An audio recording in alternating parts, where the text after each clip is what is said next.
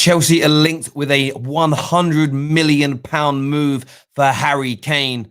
Manchester United agree to pay £80 million for Jadon Sancho, and they want the deal done before the Euros. We're going to take your calls. Remember, this is my stream, but it's your show. So smash that like button, subscribe, turn on the bell notifications. Here we go.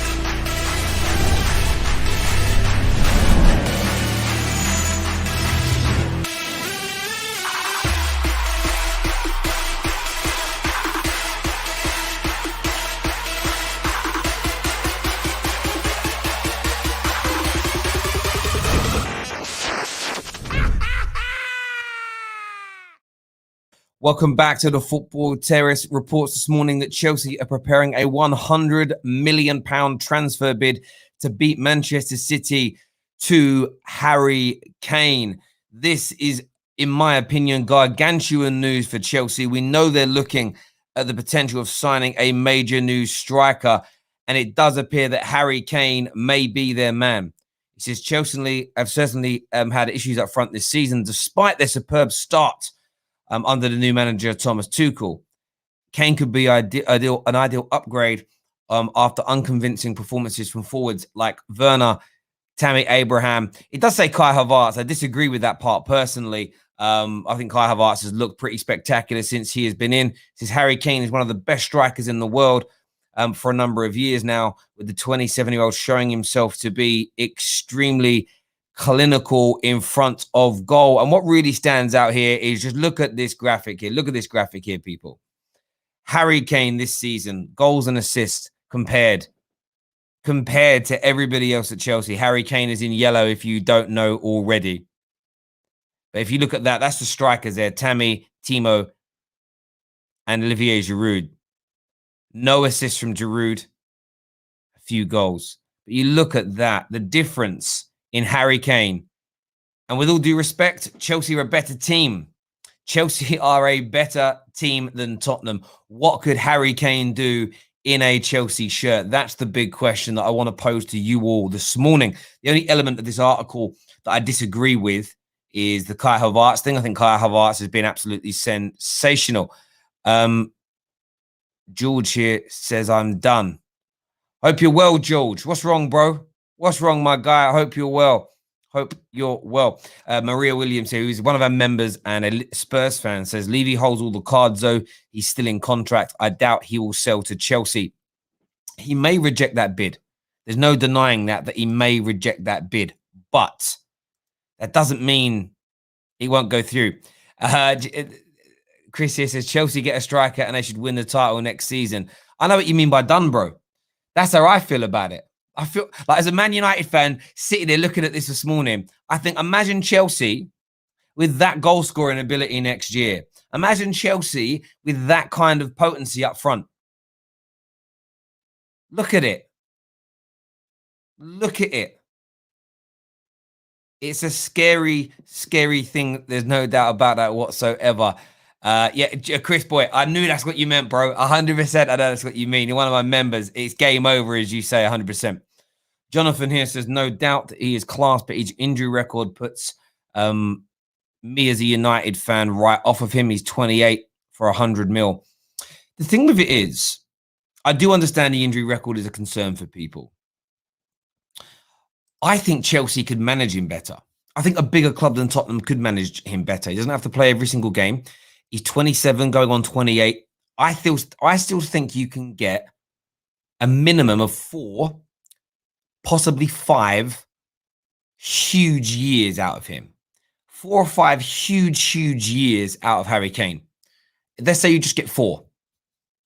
20, would you pay right? If I said to you right now, you can have a prolific 30-plus goal scorer a season for £25 million a season. That's how much it's going to cost you. You'd all pay £25 million every summer to have a goal scorer like that. That's how you've got to look at it. How much bang are you going to get for your buck? And for me, Harry Kane, who's Chelsea's highest? I honestly think in 4 years, who's your highest goal-scoring striker in Premier League history? Harry Kane could go some way to equaling that. He'll score over 100 goals. over 100 goals for Chelsea, no doubt in my mind. I think it'd be brilliant. I want your views. I want your opinions. Get those member chats in. Remember, we've got brand new member Terrace and Tiers coming later on this week with brand new perks. I'm so excited to bring them to you. I truly, truly am. It's going to be amazing. Equally, get your super chats in as well. We run a competition every month. The best super chats that for the shows. Today will be questions. Again, so we're on questions on today's show. The best question, the winner will join the likes of Arjan, D1, Ginger Fury, and many others in the prize draw to win a football shirt of your choice at the end of this month. Comment here says, Terry, this won't happen. Levy will be hung by the Spurs fans. I don't know. Spurs fans are almost on Harry Kane's side.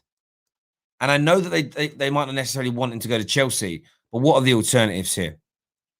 Young says Harry Kane will win the Premier League while drowning in his own saliva. All right, bro. All right, bro. Come on, leave it out. Leave it out. And then this morning in relation to that. So I want to take your calls on that. We're going to open up the lines a little bit later for you to come on. Man like DJ here says, morning, Terry. What news to wake up to? However, my concerns, as just mentioned, are his injury record. Plus, there's a factor that Spurs will not sell to a London rival, especially Chelsea. There is that. But look at Chelsea. Chelsea's number one target is Haaland. They're also looking at Lukaku. Those two deals are also being worked on by Chelsea. They're now looking at Harry Kane, and they are looking to submit a bid. There's two elements to this. I think there's genuine interest in Harry Kane. Why would there not be?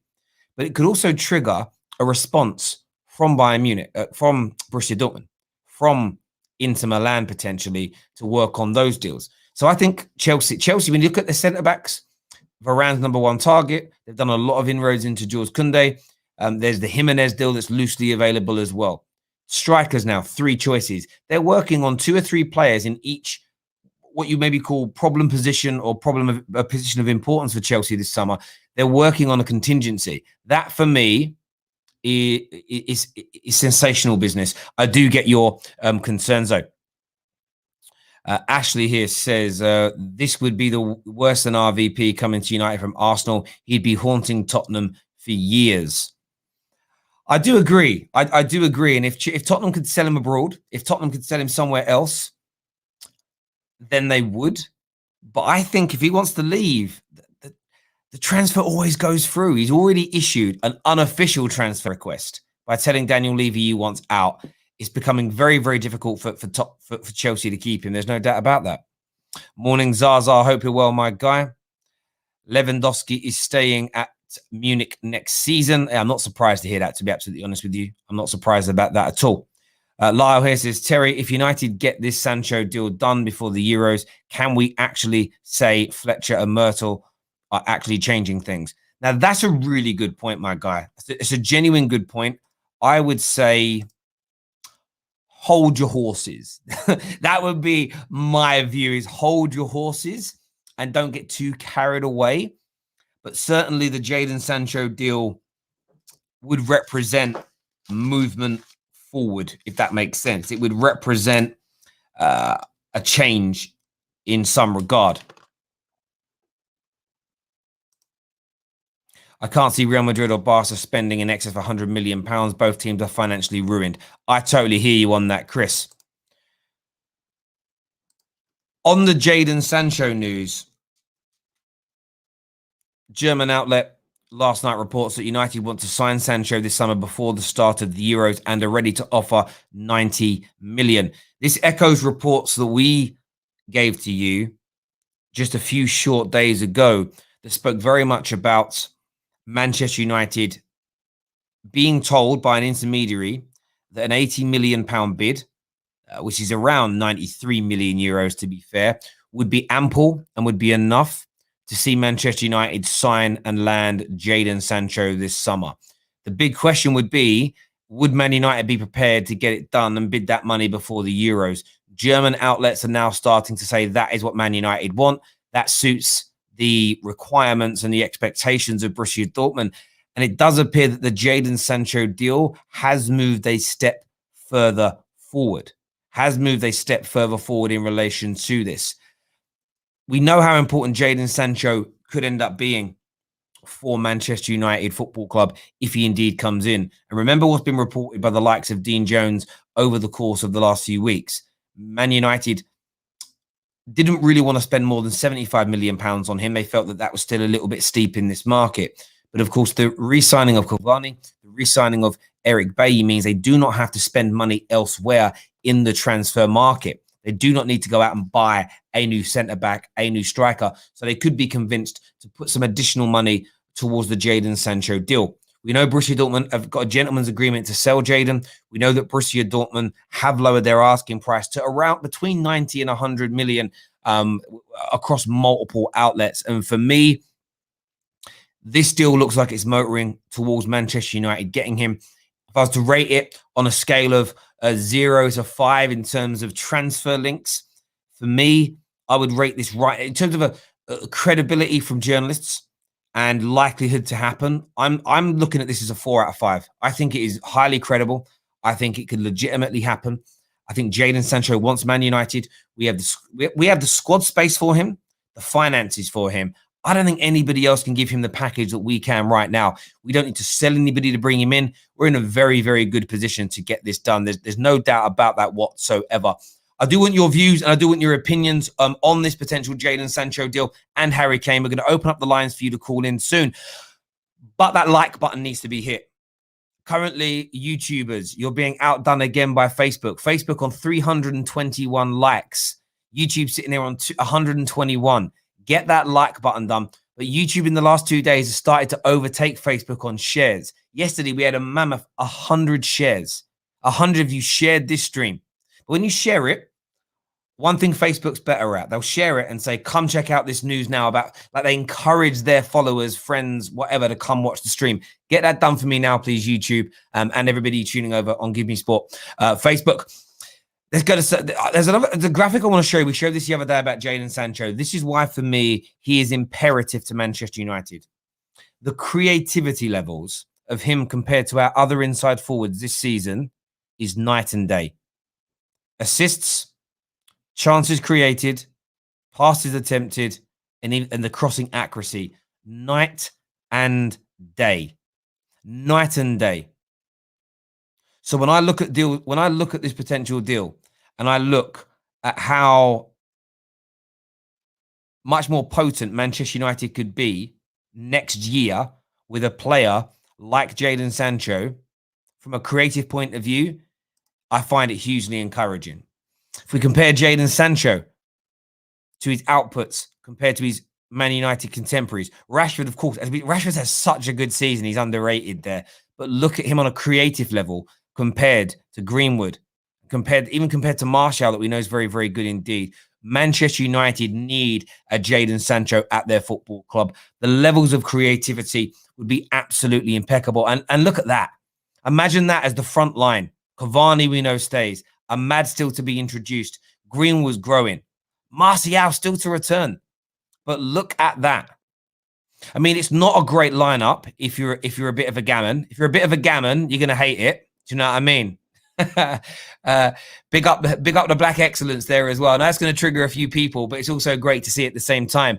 And that, but as a collective unit, that there is absolutely phenomenal. It's absolutely phenomenal. And as we said, when we look back here at Jadon Sancho, the potency that he could bring to Manchester United is unrivaled, in my opinion. Absolutely unrivaled. I want to see it happen, and I want to see it get done. Some super chats here. CFC should only sign Kane if he's fit after the Euros. I do hear you on that.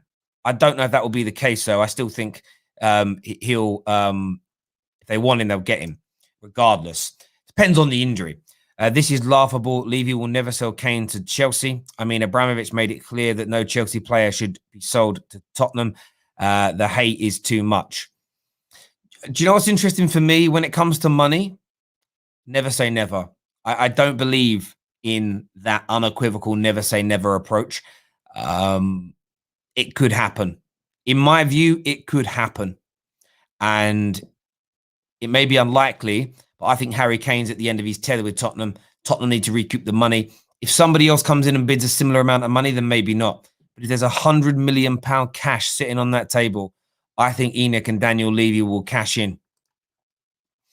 We need a centre-back and a CDM more than Sancho. I don't want Sancho at the expense of other positions. Well, Joshua, get out your head right now, centre-back. The centre-back position is no longer a priority after Eric Bailly has been signed. CDM, I totally understand. But remember, okay, remember the way this works. Think about it from a logical point of view. Even if CDM is the position that we need to fill, it doesn't mean we shouldn't sign the right side of attack first. People have this weird notion. I don't know where this came from a few years ago. I'll take a sip of my tea. 1 second. I don't know where this notion comes from that you have to work on your number one priority first. You should be working on all your transfers at the same time. Like, you do realize that it doesn't take 8 hours a day, 7 days a week to work on one transfer. You can work on multiple. And if Sancho can be done first, doesn't mean it was the number one priority. It just means it's getting over the line first. And the reason why Sancho's easier to get done is because Dortmund are willing to sell. They've agreed to the player to let him go. Sancho wants it done, and Man United want it done. So it's quicker. If you look at Declan Rice, say he is the target. West Ham don't want to sell him. So the negotiations will naturally take longer. If I'm selling my house and you bid the asking price, it's pretty easy. If I haven't got my house on the market and you're knocking on my door and making me offers, it's a much longer process. It's a much longer process. So I think we need to always bear that in mind. We really, really do. Pav here says people slacking on the like. I hear you. Do you know, culturally, Facebook is more about the like than what YouTube is. But it's important to get that done for us this morning. I always wonder what would happen to the stream. We've got 900. We've got just under 1,000 people watching. I would always love to see what would happen in terms of the growth in people watching if everybody at the same time just all hit the like button. I'm always intrigued to see what would happen in terms of it going out there. But listen, we want your views, we want your opinions. I'm going to share the link right now on our famous and wonderful Discord server that's closing in right now on 3,000 on 3,000 what's the word I'm looking for here? So we're reading something at the same time. Yeah, it was closing in on 3,000 users. We're going to get that in there now. Call in now. I'm going to share it this morning on the general chat page and on the I'm going to put it in the general chat page this morning so it's easier for you to find. Oh, what's this here? What is this here? Man United have reviewed travel arrangements for the players ahead of the games against Leicester and Liverpool, including using decoy buses to make sure they can be transported to the stadium safely and on time. Go on. Yeah, these protests are amazing. We're making literally I looked at Old Trafford yesterday. It looks like the green zone in a war zone, the way they've boarded it up. And decoy buses. The players are gonna have to get their mums to take them to the ground. Oh, that's brilliant. Absolutely brilliant. It really, really is. Ronan Murphy is also reporting on the news this morning that Man United want Jadon Sancho done early. My view is, my final point on the Jadon Sancho news before I go to your calls is this. If Man United are serious, if Myrtle and Fletcher are looking to change the way we operate culturally in transfers, if they get this done before the Euros, trust me when I tell you, Man United fans will just relax.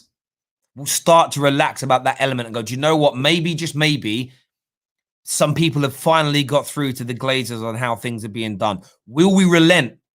Remember, there's another Man United sponsor that looks like they're going to pull out the football club as well. We'll be reporting on that a little bit later on today. We don't relent from that pressure, but I still want the club to be run well. Do you know what I mean? Like, just because I want the Glazers out doesn't mean I won't celebrate the club being run better in the meantime. Do you know what I mean? It's like, if they say we're going to fix the holes in the roof, I'm still Glazer out, but I'm happy they're fixing the holes in the roof. Super chat here from my guy, Gangadi, who says, Kane to Chelsea will be Modric's 2.0. It won't happen. Levy would rather sell Kane abroad for 10, 15 million less. I agree with that, but it's whether or not anybody's bidding.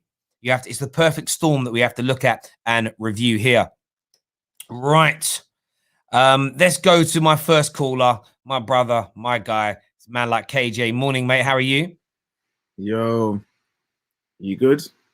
I'm very good, my guy. What's your take on the? We'll talk. Joe, what we'll do? We'll talk Harry Kane first. What's your take on the Harry Kane news this morning that Chelsea are going to bid £100 million for the striker this summer? It wouldn't. I wouldn't pass Chelsea. Wouldn't put it past Chelsea to do that. To be fair, I've always said Harry Kane is going to be a very, very, very hard deal to do because Levy's a pagan. So that is something that Chelsea need to do just to show that they're serious.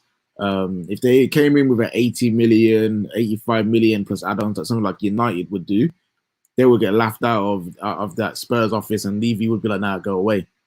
Yeah, but 100 million, putting that down shows that they're serious, and it could whet the appetite of Levy to actually get the deal done.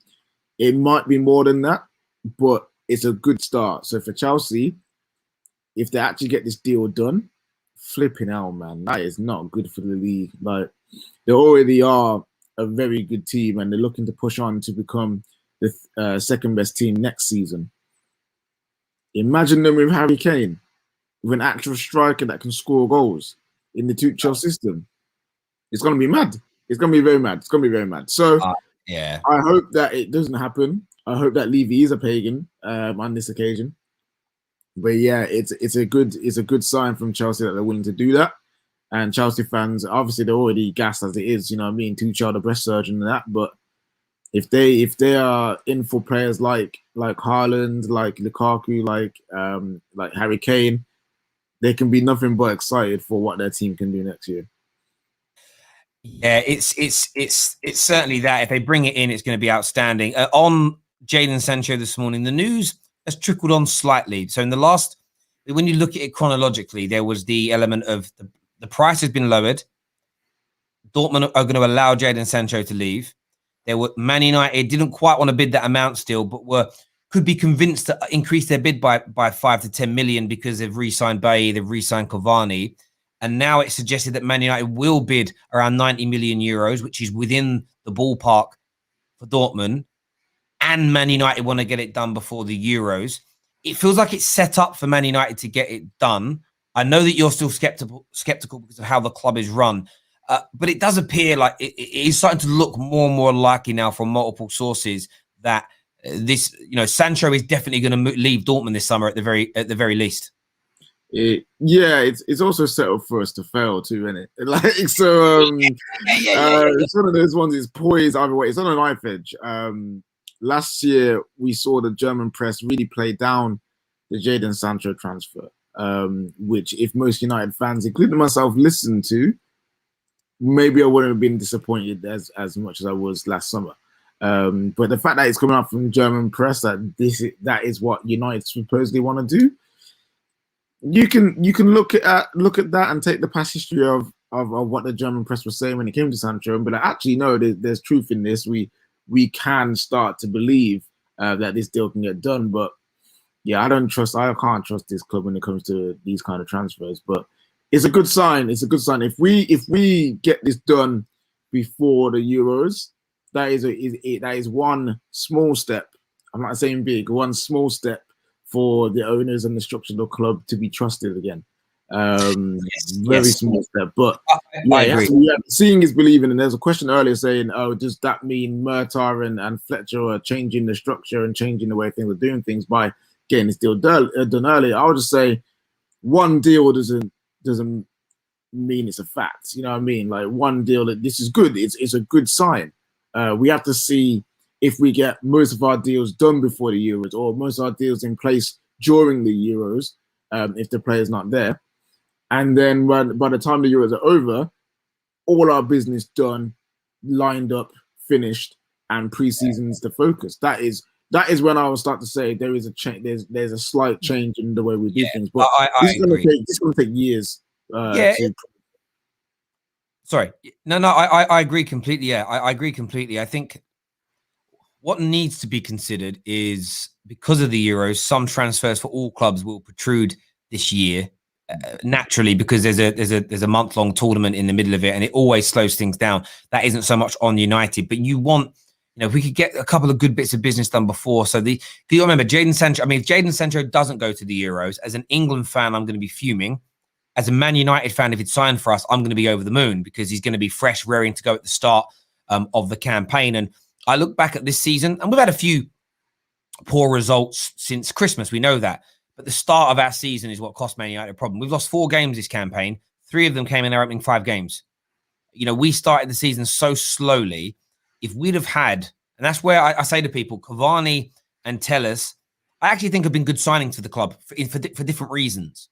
But if we would have had them both fit and available for the start of the campaign, then it could have been different for us. We maybe wouldn't have lost 2 of those 3 games. Maybe we'd have had an extra 5-6 points, which would put us in a title race right now. So I want everything to be perfect, but it's about doing these things on time, on point, and moving forward. And then your point on the German press.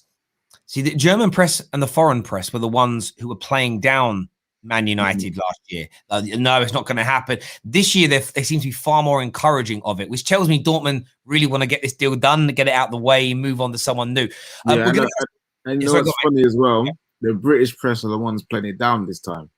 And you know they're crap at playing things down, so you know something's going on there. Yeah, I hear that 110%. Thank you very much to Gotti Reyes for signing up as a first team member of the Football Terrace. By Friday morning, my commitment to you as our viewers and members is all the tiers are not going to change. They're going to be called the same things, but the perks are going to be there. We're going to get the new group set up.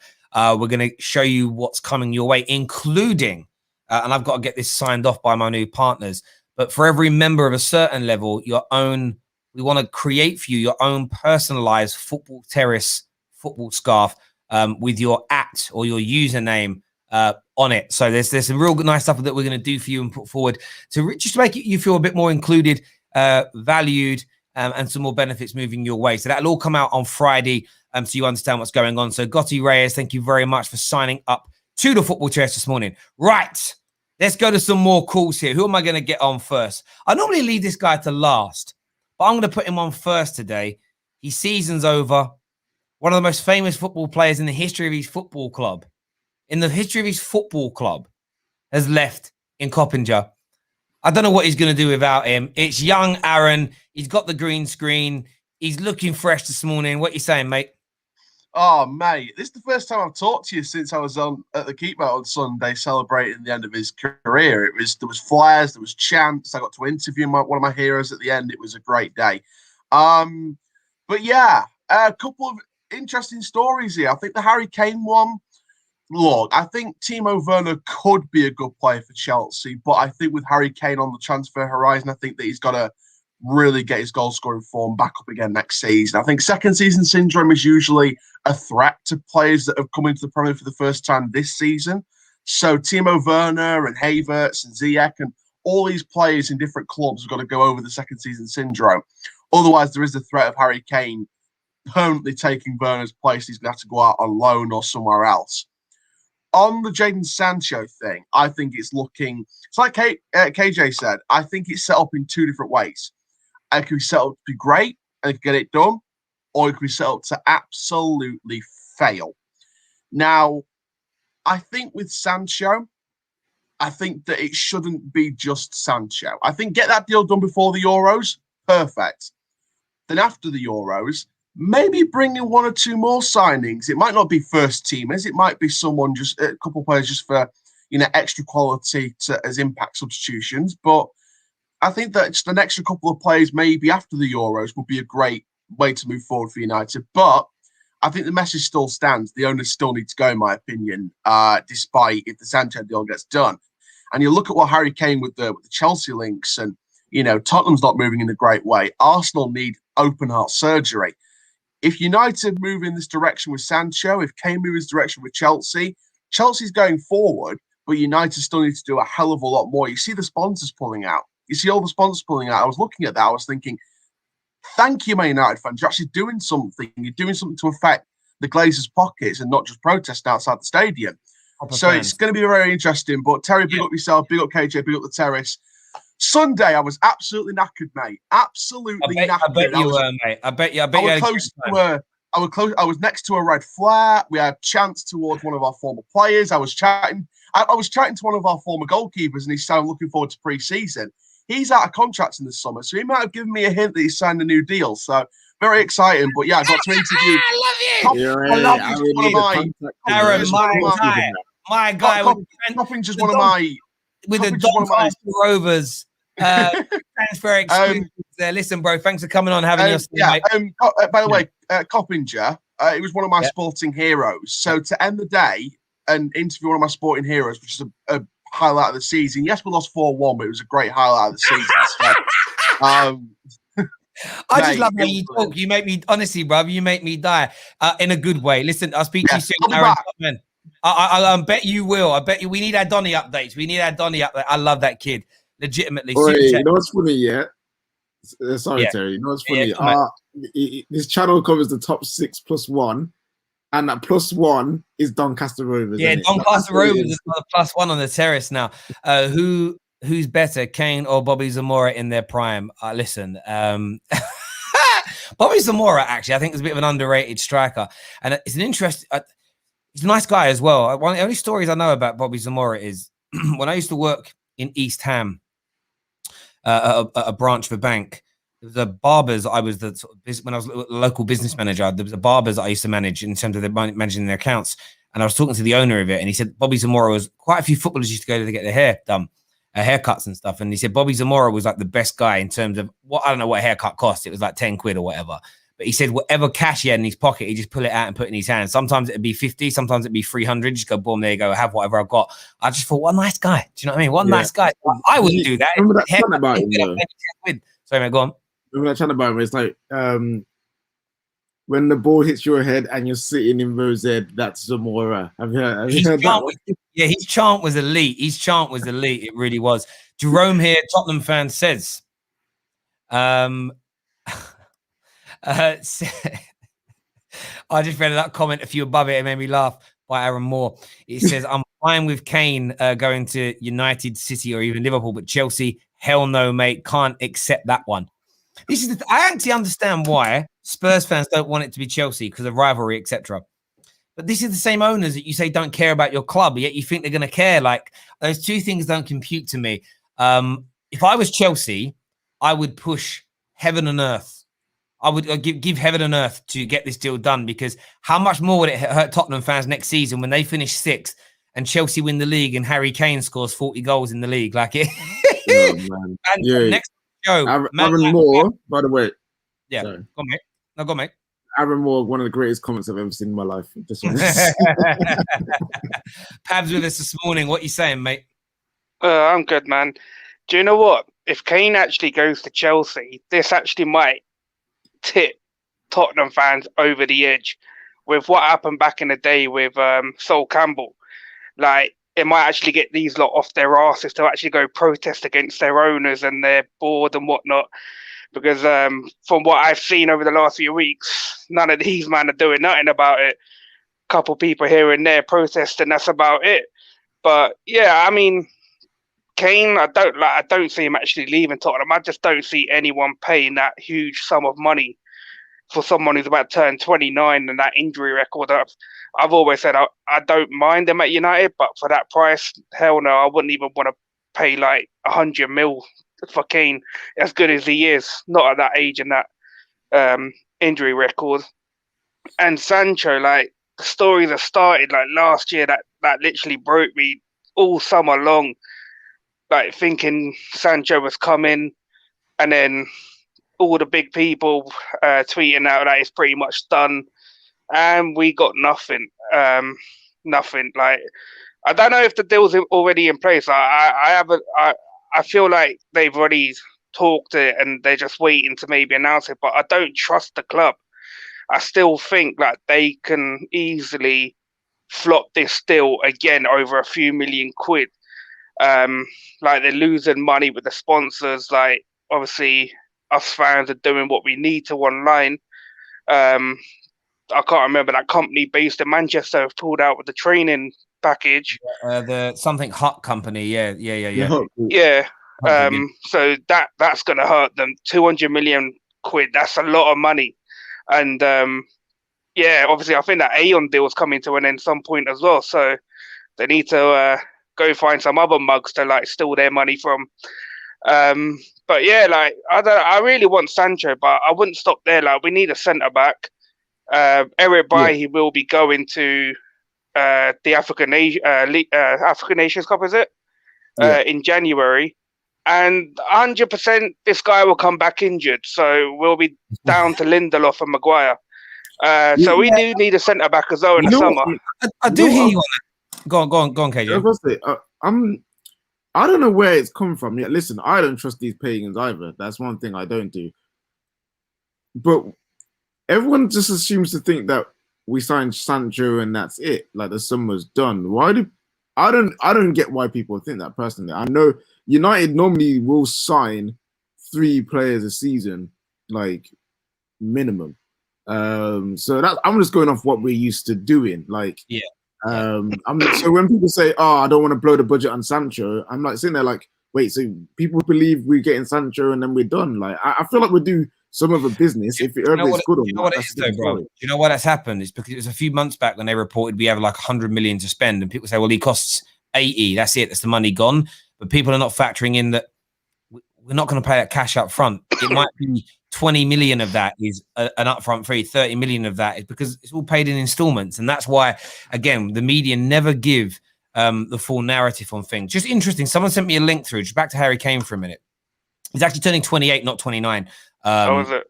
Yeah. There's a report that came out. Again, this went under the radar a little bit. So there was an interview, I haven't listened to it yet, from a journalist called Alex Crook, who works for TalkSport and a number of other outlets, where he said that he's been told by an unnamed Premier League club owner that Harry Kane will certainly leave Tottenham at the end of this campaign. The Football Insider, this is like someone sent me like a link where they put like all the different links of Harry Kane to Chelsea. The Football Insider makes Chelsea the front runners. There's a couple of foreign there's a couple of foreign newspapers that have said the same thing. You've got these, and then you've got these other sort of things that are like loose links. So you've got Harry Kane in the last. I'm just looking at this here. Harry Kane in the last like couple of weeks has like liked and shared and said things really positive about a number of Chelsea players, and that just could be coincidental. That adds into it, but it's always going to help. So they've got the Football Insider links as well. There are reports that have come in that is Thomas Tuchel is one of the reasons that's convincing Harry Kane to want to move on and move forward. That's from Team Talk that have put that out through James Marshman. And I just sort of look at it and think to myself, it's going to be a tough deal for Chelsea to get through. Legitimately a hard deal for Chelsea to get through. But if Harry Kane wants to leave and the money's right, if nobody else is bidding that kind of money and Chelsea really want him, I just get there's a feeling in my gut that it could come off, because every now and then in football, you get those sensationalist moves that trigger a fan base. Figo leaving Barcelona and joining Real Madrid. Sol Campbell joining Arsenal as a point. Carlos Tevez joining Manchester City. Now, that didn't need Man United's permission, but you get these things happen within football that create a buzz. And this could be, if you went to Chelsea, it could arguably be one of the most famous or infamous in some respects transfers in history. And I think Chelsea would love to be the team that does that. So Harry Kane for me is leaving Chelsea. I'm pretty convinced that Harry Kane is going to leave Tottenham this summer. Where he goes, we still don't know, but I think Chelsea are making genuine inroads to try and sign him, which will be a real interesting one. Pav, I respect your call as ever, mate, and all your support for the Terrace, my guy. Thank you very, very much. Bro. Top man. Next on the show, we're going to go to Tom Little's with us here this morning. Tom, Man United linked to Sancho, Kane to Chelsea. Top your team, Liverpool, linked with a big money move for Bamford. Mm-hmm. How you feeling? Sorry. I don't even get excited about transfers with my club anymore. Bamford. Oh, mate. Go from Haaland and Mbappe to Bamford. No, I don't know about an upgrade, but that sounds like a big one to me. Where's Haaland's Premier League goals? That's what our fans will be trying to say. This Harry Kane situation is going to drag on all summer. And I think the only way he goes is if he hands in a transfer request. I think when did he sign that 5-year contract? 2-3 years ago. So he's still, in a sense, locked into it. Tottenham have all the power, and Levy's going to hold on to his most prized asset until he gets what he wants. I think the only way Harry Kane's going to go is if he puts the impetus on himself and forces it himself.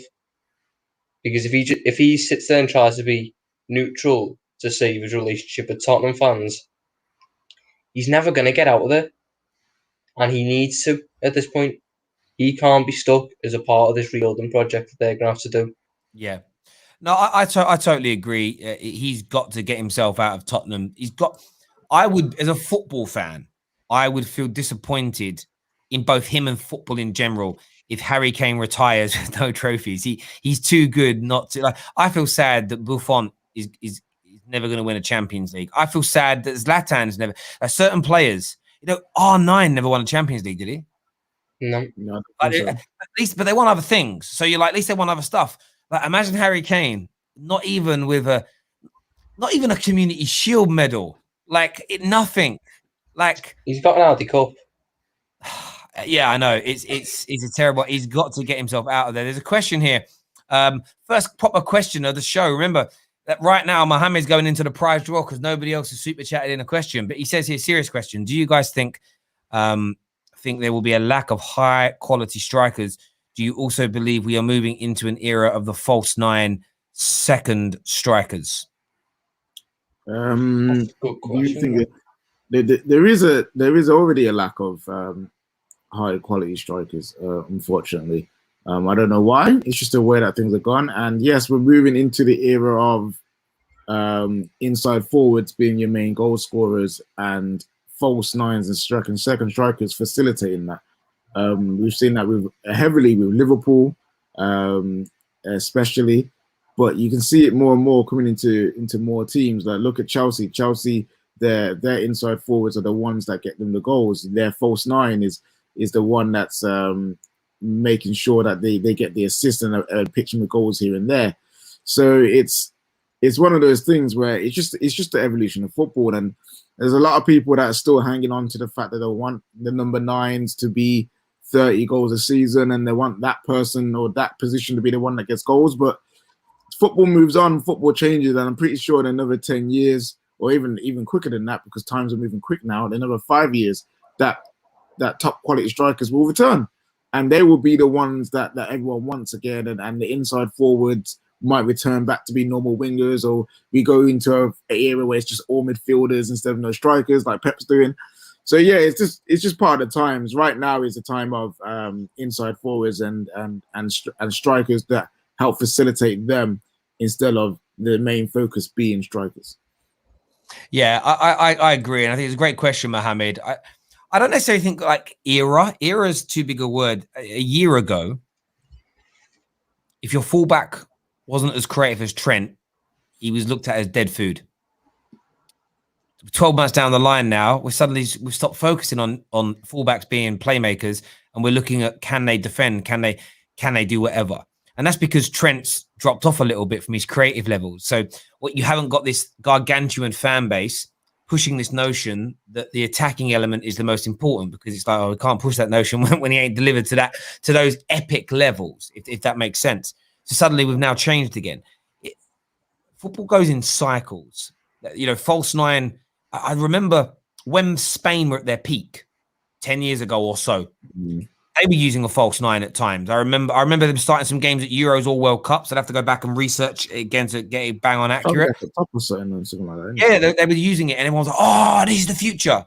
And then that went away. And it's football. Like, football fans, we have this notion of we'll look at a team that presses, or we'll look at a new formation. We go, "Oh wow, it's innovative." Do your research. Yeah, that was done in the 50s, or that was a big thing in the 70s, or that was done by Fergie. Football's like a revolution. It changes. You'll find that nines will die away for a little bit. False nines becomes a thing, or inside forwards. And then in 3 years' time, there'll be all these nines again, and football will change. And that's because you have to keep changing, because there's no system that works permanently. You get found out. People work out ways of circumventing or playing against that system to stop it. So you have to reinvent, and you have to go again. What does change over time, though, is ability that players have.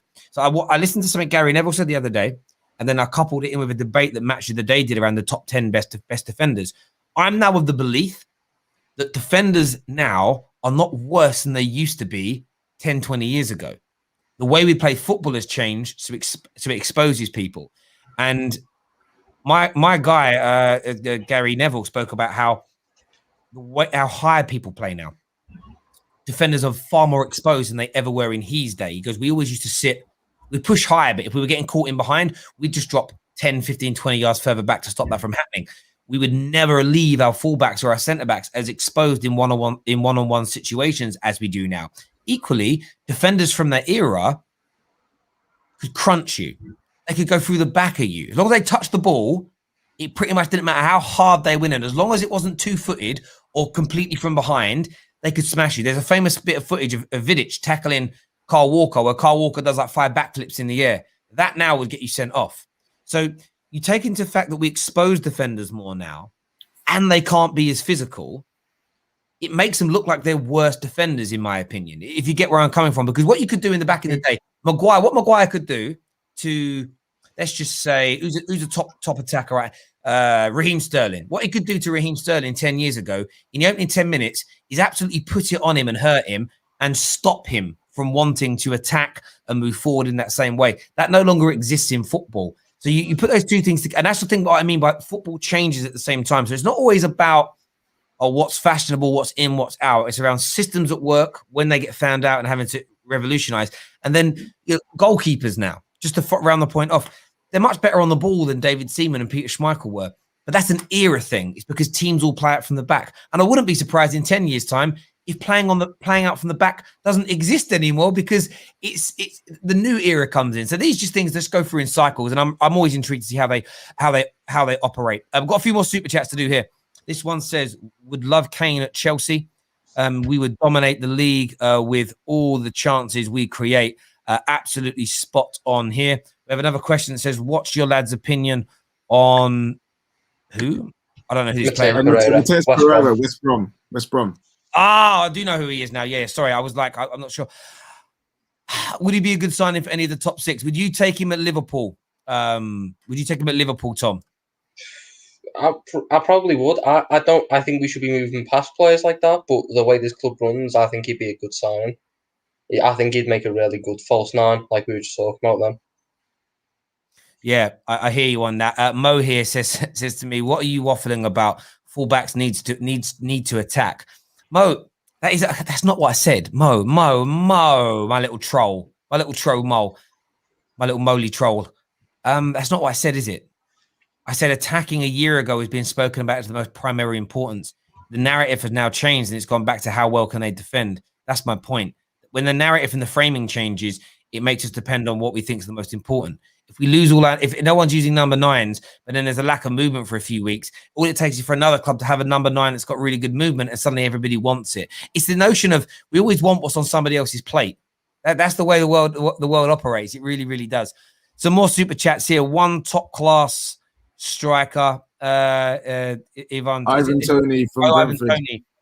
Listen, let's see. He's in the play. I think they're in the playoff. Brentford, in the playoffs. Yeah. So if they get through, we'll see him in the Prem. If they flop again, I reckon we'll see him in the Prem anyway. I think. I think he's worth a punt. I think they have the mentality.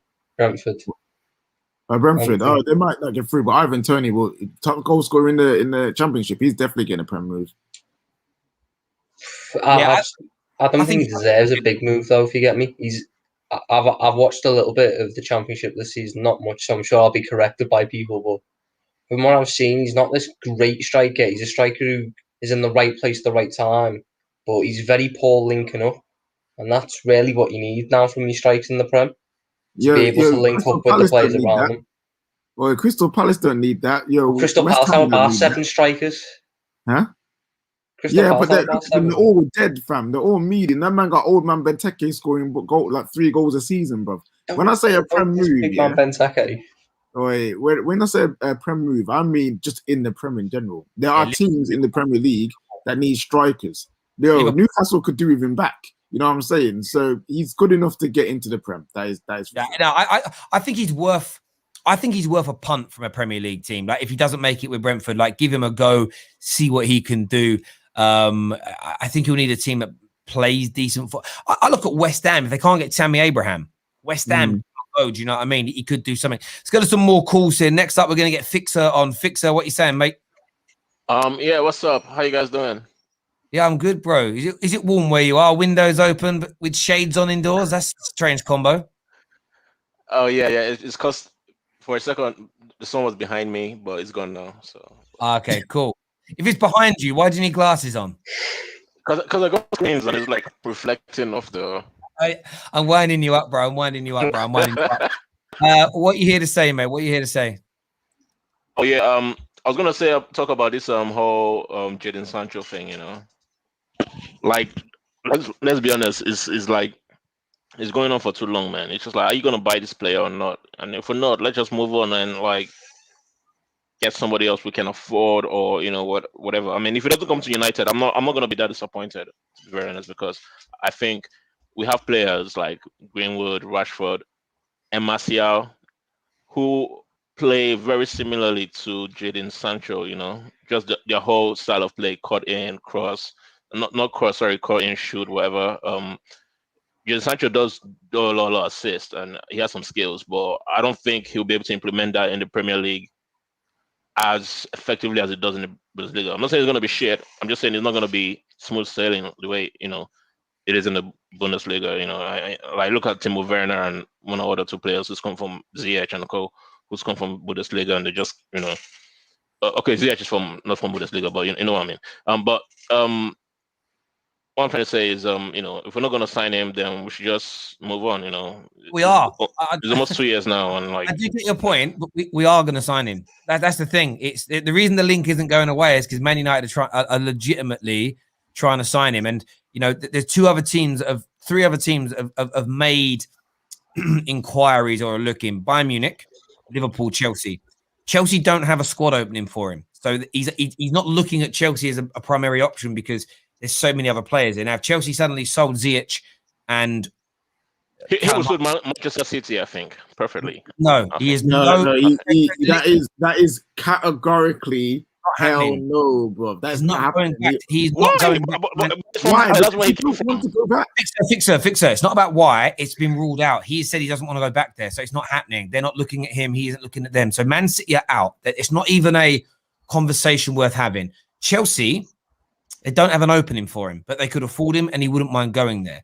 Interestingly, you saw the 1-to-1 that Tuchel and Cho had the other day. Chelsea fans are convinced Cho's got a big future there. If Cho's got a big future, you're not then going to go and drop 80, 90 million pounds on Sancho that plays in his position. So that deal can't happen if Cho and if Ziyech are staying. It's impossible because there's nowhere for him to play. Mount ain't being dropped. So where's he playing? You then look at the other two teams that have come in for him. Jan Fjortov yesterday ruled Bayern Munich out by the fact that they're struggling to come up with 40 million pounds to sign Hakimi. They haven't got the money, right? And they're going, well, we ain't got that money. Where are they getting 80 million pounds from to sign him? They haven't got it. Liverpool, on the other hand, the only way Liverpool get him is if they can find a buyer for Mo Salah and Mane. Is that going to happen before the Euros?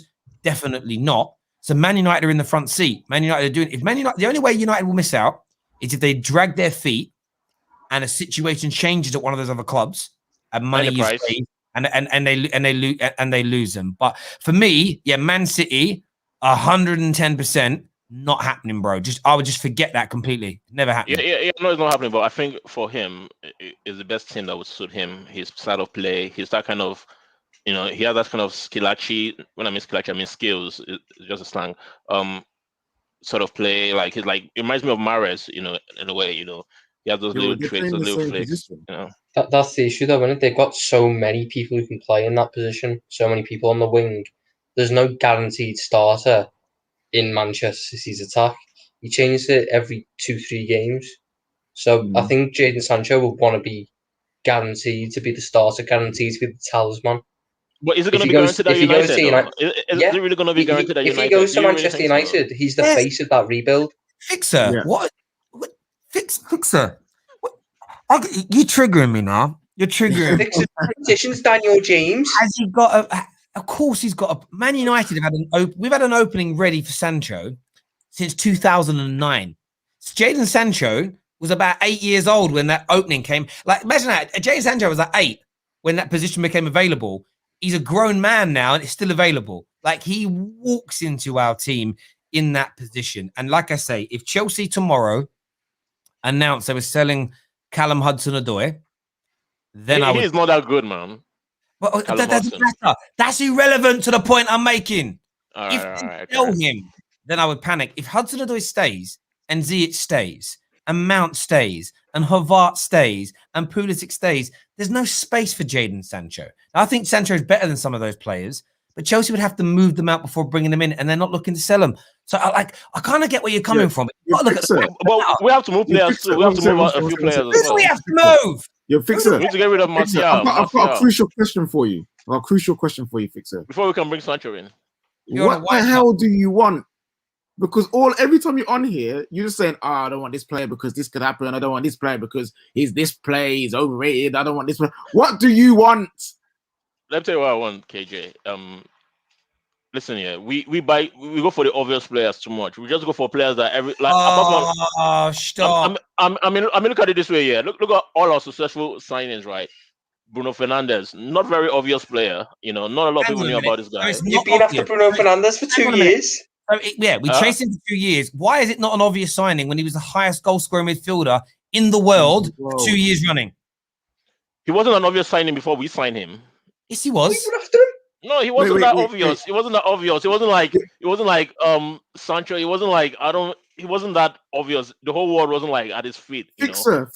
We signed someone who's obvious in Dan James, and he's whack. So you just want us to buy? That cost 15 million. That just is a squad player. He cost 15 million. That's different. I'm talking about you get a player like Neto. You see Neto. I know he's injured now, but you get a player like Neto. But Neto's an obvious signing. He's not obvious. Guys, everyone slow down. It's not obvious. Hang on a minute. Give me some non-obvious. Give me some non-obvious signings that none of us have heard of. That's at Sancho's level. Go on, mate. That we don't know of. Oh, come on, man. Shut up, then. Sorry. That's not fair. People do this all the time. They say, let's sign some non-obvious players that are top class. Who are these non-obvious players? Well, I don't know. The scouts must know. Well, they probably don't exist. Do you know what I mean? Who are they? Terry, it's a cop-out. Because when you ask someone what they want, when you ask someone what they want, and I don't have an answer. I told you I want Neto. I told you I want Neto. The truth is, you don't know what you want because you don't actually care like that, bro. That's what it is. I told you I want Neto. Did I not say I want Neto? That's the player. But that's not obvious signing. Everyone knows how good Neto is. It's not that obvious, mate. No, it isn't obvious. Hang on, guys. What define obvious signing? So I understand your definition. So I understand where you're coming from. To be fair to you, I just mean players that cost a lot of money, basically. So what you mean? You're 90, 80, 100 million. They're obvious because everybody in the world would like to have them. So not obvious. So hang on. So not obvious, expensive. Yes, I mean, okay, let me give you an example. Look at Manchester City, right? Look at players like the sign players like KDB, Diaz, one of the best players. Like Diaz, even KDB. When they signed KDB, it wasn't obvious. When they signed KDB, hang on. So hang on, just one at a time, guys. Sorry. So one of the most expensive centre backs in the history of the world ever, Diaz, who was linked to multiple major European clubs, is a non-obvious signing. When every football fan for 2 seasons running, Liverpool fans, Man United fans, I just saw them all tweeting regularly. I want this guy. That sounds obvious to me. Not everybody was tweeting about Diaz, man. Not everybody was tweeting about Diaz. Diaz wasn't that obvious. Players I'm sorry. That guy Rodri. Your definition of obvious. He's not obvious. Your claim about obvious. Rodri is different. Rodri is an obvious player. Yes, because he was one of the best players at Atletico at the time. Your claim. How much did it cost? 1 second, guys. Your claim about obvious is an ever-moving barometer for you to criticize any signing that you don't like. That's all. That is the only reason people. No, it has nothing to do with me. Like this has nothing to do with personal. It has nothing to do with me not liking the signing. It is about you liking because you don't want Sancho, you want Neto, and your rationale is, well, one's more obvious than the other, so I don't want him. I want the best person possible, and I think Sancho is better than Neto. I don't care how obvious people find it to be. I mean, would you sign Mbappe? Yeah, would you rather Mbappe or Bamford? Bamford's less obvious because he's cheaper, but would you rather Mbappe? I'll take Mbappe. I'm not gonna lie. I'll take Mbappe. He's obvious though. So why do you want him? He's obvious. He's obvious. Everyone wants him. So why would you want him? Yeah, but not all the time. Not all the time. There's a reason Jadon Sancho's obvious. You can get one or two like major market signing, but not every signing you make. And in case of United, all of our market signing have pretty much failed. You know, the only player that is, I would say, is a success is Pogba, and it's not just about a success. Hang on. Like Lukaku is not here anymore. You've done yourself. See, Fixer, you spoke too much and you've done yourself. You said Bruno wasn't an obvious signing, but yet I wouldn't say it's an obvious signing. I think he is, but he delivered. Bruno's delivered. AWB has delivered. Maguire has delivered. Cavani has delivered. Yeah, but Bruno is not an obvious signing, right? Bruno costs 40-something million. Even Wan-Bissaka, I wouldn't even say he's an obvious signing. He costs 50 million, and that's because he's English. Wan-Bissaka was one to buy all the biggest clubs in the world at the time as the best defensive right back. So why did they buy him then? Why didn't they buy him? Why did Real Madrid come and buy him? Because Man United. Why did they give Crystal Palace like 80 million for him? 50 million went in first. What are you talking about? Wan-Bissaka is not an obvious signing like that. He had one good season. Hang on. It wasn't really that obvious. It was more like. Hang on a minute. You just said a minute ago that the obvious thing is about spending too much. Aaron Wan-Bissaka is one of the most expensive fullbacks in the history of football. Yet your logic changes. Your logic. No. Because he's one of the most expensive fullbacks doesn't mean he's one of the most expensive signing. I love you, bro, but it doesn't mean that 50 million is not compared to 120 million or 90 million. I have no idea what he means. Legend of the show. But my word, I've never waffling, bro. What on earth is he talking about? Aaron Wan-Bissaka is the world's most expensive right back, and it's the second most expensive fullback. No. It's Kyle Walker. It's Kyle Walker, yeah. Second most expensive then, but he's not an obvious signing. I don't get what obvious signing is. I don't get. I understand what some people mean when they say obvious signing. I would love Man United to sign an inside forward this year, a CDM, and a centre back who I've never heard of that go on to be absolute superstars. I'd love that. But in the modern day world, with social media, with the internet and everything else, the way media is, it's almost impossible to sign obscure players unless you bring through. And even look at this. Look at all the youngsters that are out there, like the Samaris and the Canavangas. People have been talking about these kids for 2 or 3 years. So that makes them all obvious as well. Where are and who are these young, unknown players that nobody's talking about? What island are they all living on? What it comes down to is whenever we're linked to, it's what it is. People use that obvious phrase when we're buying a player that they don't necessarily want, or Man United or their club, Arsenal, they buy players that are good and we know they're good, but rather than praising the manager for landing a good player, we twist it into a negative and say, yeah, but he ain't really good at picking good talent. He's just picking players that we all know are good. I mean, what's that logic mean? That means Wenger was crap. Wenger is crap because he signed Henry and he got Sol Campbell into the club and blah, blah, blah. Fergie was rubbish because RVP was an obvious signing. What a load of old tosh. It's like people want to be one of them ones who are right. Oh, I saw this kid was going to be great before he was. Look at me, I've called it. There's a reason he's obvious. He's world class. United need world-class players to push on. You can't keep fumbling around. If we had signed less obvious signings all this time and it's flopped, Fixer would be complaining. It's like, why are we going for the unobvious, man? Like, it's clearly there. It's clearly there to see that we need this player. Go for the people you obviously need. He'll be saying that. He's just waffling, bro, because he just don't want Sancho for some weird reason. And that's why I asked him, who do you want? Because whenever he comes on here, it's, I don't want this player because it's too obvious. I don't want this player, it's too expensive. I've got PTSD because of like freaking high money signings, bro. Get over it. Get over it. Hamed here with a comment who says he means gem players who are really good and relatively known but inexpensive, like Jota or Tierney. Now I understand that. I do understand your point there. Getting gems is important. But at the same time, there is this element of, but if a player's better than him, so Neto, if Man United couldn't land Sancho and we'd have signed, I know he's got a bad injury now, I'd be really happy with that.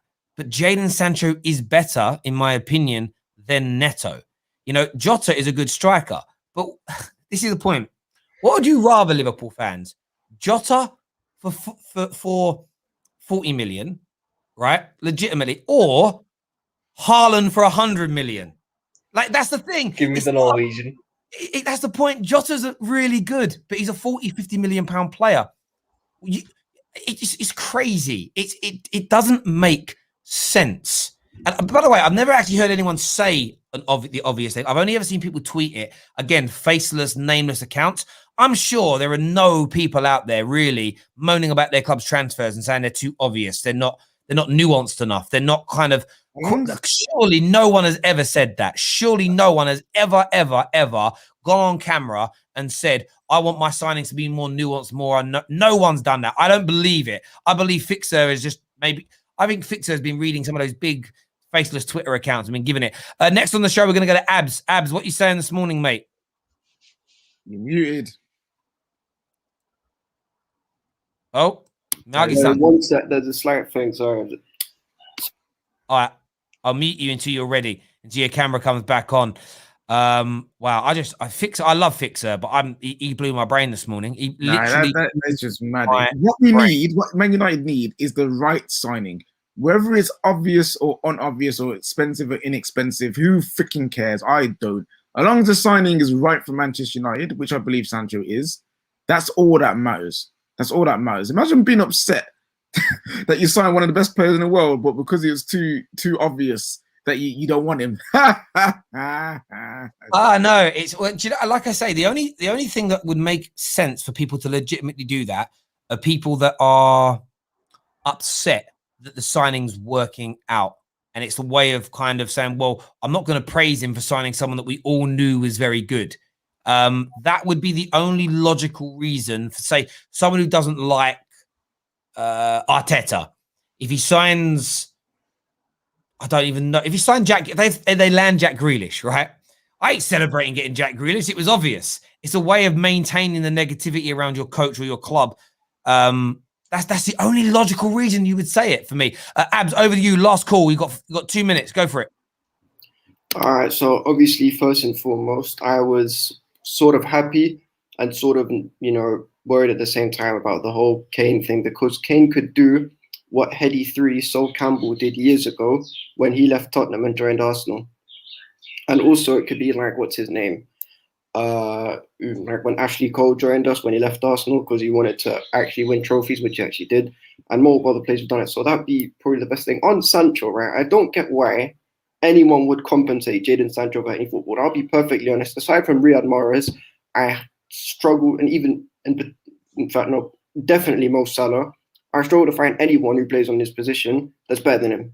There is not one single player outside of them two, and maybe a couple of others, give or take, that are better than Jadon Sancho. He is, in my opinion, England's best winger since Johan Barnes, man like John Barnes, the first black winger to play for England. But yeah, that's just, so the whole thing about not trying to buy Sancho and going for someone that's obvious is all a lot of rubbish, to be honest. Man United would be privileged. Man United, every United fan would take Sancho in a heartbeat. And if Sancho came to Man United, trust me, they're scoring 30 goals in 12 games minimum next season. I hear one out. You said something I didn't understand. What does Heady 3 mean? Oh, so Heady 1 is Rapper and Sol Campbell because they're both, because they both got big, bold heads. So Heady 1, Heady 3.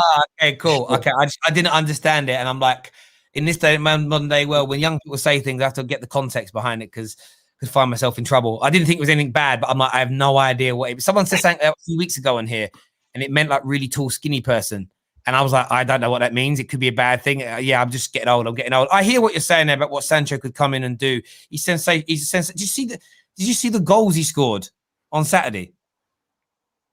Yeah, that was saucy. He willed them to the win, didn't he? Wasn't it 2 goals and assist? Because that's what Jadon Sancho does. But apparently it's too obvious that we shouldn't sign him. I'm annoyed. KJ Haaland's the man at Dortmund. That's what it is. Erling Haaland's the man. No, it's Jadon Sancho. Do you know what it comes down to? Man United's made a number of big money signings in the early years after Fergie that flopped. But they flopped because we weren't signing them. They didn't want to be at Man United. They had their heads turned because of money. And they weren't coming. They come in with these big price tags, no desire to be at the club. The point is, people say Bruno wasn't obvious. He's going to cost £60 million in total. He's one of the most expensive signings in our history. And he's delivering because he wants to be there. Pogba, he is delivering because he wanted to be here. if Sancho my honest belief is Sancho is going to destroy it and kill it at Manchester United, and then no one's going to be moaning about it. But there we go. Listen, everyone who's tuned in today, a massive thank you to each and every single one of you. We're back. We are back later on today with a big preview, Chelsea versus Arsenal. I'm so excited about it tonight. We've got some really good guests that are going to be on the show. We're going to get Shocks on, that was with us the other day. He's going to be making another appearance on the Terrace. Monstar is on with us as well. So we're going to be live from this afternoon. This link will take you directly to that link, but go and like it, set a reminder now, get yourselves ready for that this afternoon, because it's going to be big and it's going to be epic. And until then, take care. Goodbye.